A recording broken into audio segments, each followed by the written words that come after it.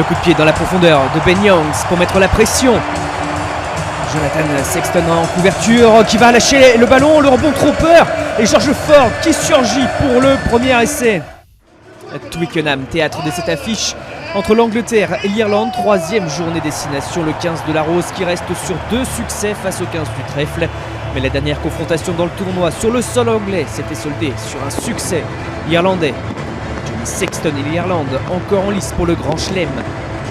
Owen Farrell et l'Angleterre en quête de certitude depuis la finale de la Coupe du Monde.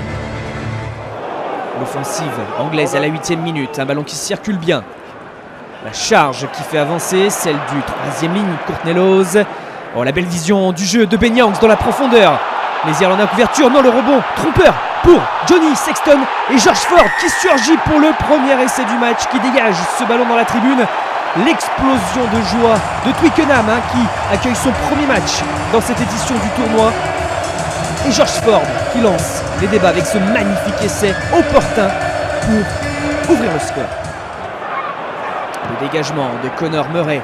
L'Irlande sous pression qui n'a toujours pas scoré, la 23e minute. Et l'Angleterre de son côté qui tente et fait des différences. L'image de Jonathan Joseph, l'ailier. La technicité du joueur de basse pour éliminer Bundiaki notamment. On voit encore cette capacité d'appui. Tad Furlong est éliminé. Le cadrage débordement. David Toner également au sol. Cian Healy qui parvient à plaquer. Dodge. L'Angleterre à moins de 5 mètres de l'embut adverse. La 25e minute. Les soutiens qui sont là. On temporise des phases de pick and go. On s'appuie encore sur la solide 3e ligne. L'une des forces de ce 15 de la Rose. Lawes sollicité. Youngs. Le pied encore une fois de George Ford. Oh, le rebond. Oh, qui va devancer encore tout le monde. Le nouvel essai anglais. Elliot Daly, le joueur des Saracens, titulaire à l'arrière. Après avoir débuté les 2 premiers matchs à l'aile, surprise d'Eddie Jones. Et il surgit une nouvelle fois pour marquer cet essai par 2 fois. Le 15 du Trèfle est surpris dans son propre embut par un rebond trompeur. La main gagnante d'Elliot Daly. 17-0. Et l'Angleterre qui fait la course en tête dans ce match, qui maîtrise les débats face à cette Irlande, pourtant encore en lice pour le Grand Chelem mais malmenée. On voit ces duels avec CJ Stander qui s'arrache pour sortir de la pression. Jacob Pepper qui signale la pénalité contre l'Angleterre. La rage d'Owen Farrell qui se relève. On ressent toute cette tension sur le pré de Twickenham. 17-0. Pour cette équipe d'Angleterre. On voit ses mains qui traînent. Les duels sont engagés. Et ce match dans le match, Stander, Farrell. La mêlée. Introduction pour Conor Murray. Les Irlandais se doivent de réagir, notamment cette situation. À 5 mètres de l'embut adverse sur cette mêlée. Allez, c'est stable, ça ressort vers le demi de mêlée qui vient défier. Qui était au soutien. Encore un nouveau départ. On s'arrache pour porter le danger sur la ligne. Une libération rapide, on maintient cette vitesse, cette dynamique dans l'offensive. L'avantage en cours, indique monsieur l'arbitre. Un petit regard à gauche à droite, on s'appuie et l'espace qui s'ouvre. Robbie Henshaw, remplaçant contre l'Écosse, et qui là signe une nouvelle titularisation dans le tournoi par un essai ô combien important pour relancer les Irlandais. Malgré le retour de Farrell. Liu Kowandiki. C'est à 5 mètres sur ce côté droit. Le talonneur qui vient au soutien de ce ballon porté. Kowandiki, explosif depuis la Coupe du Monde, qui marque et qui est décisif dans cette équipe et qui là, justement, soigne son nouveau statut.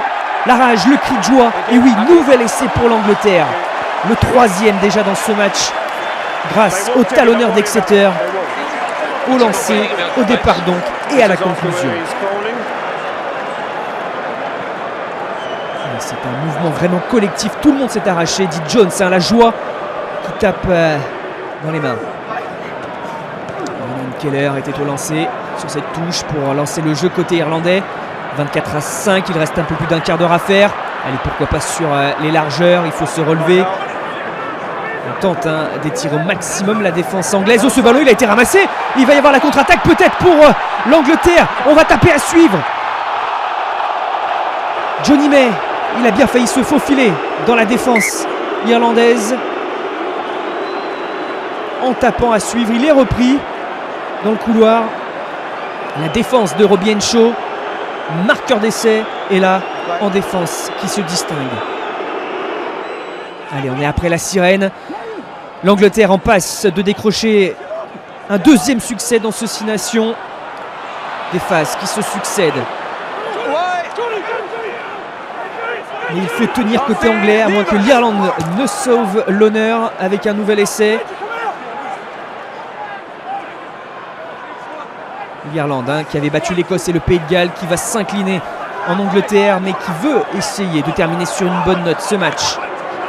Allez, ça pousse dans les derniers instants. De multiples départs et ce bras tendu. Et oui, le bras levé de monsieur l'arbitre. Nouvel essai dans ce match. Andrew Porter, le pilier, qui marque son premier essai international, le joueur du Leinster, là, qui a su faire preuve de patience, comme toute son équipe, pour venir aplatir ce ballon, malgré la défense anglaise. Le coup de pied à suivre pour la transformation. Le buteur John Cooney. 24-12 après ce coup de pied. Mais l'Angleterre s'impose face à l'Irlande dans cette troisième journée des 6 Nations. Les Anglais qui peuvent avoir le sourire, qui décrochent une belle victoire devant leur public. L'Irlande de son côté qui concède sa première défaite.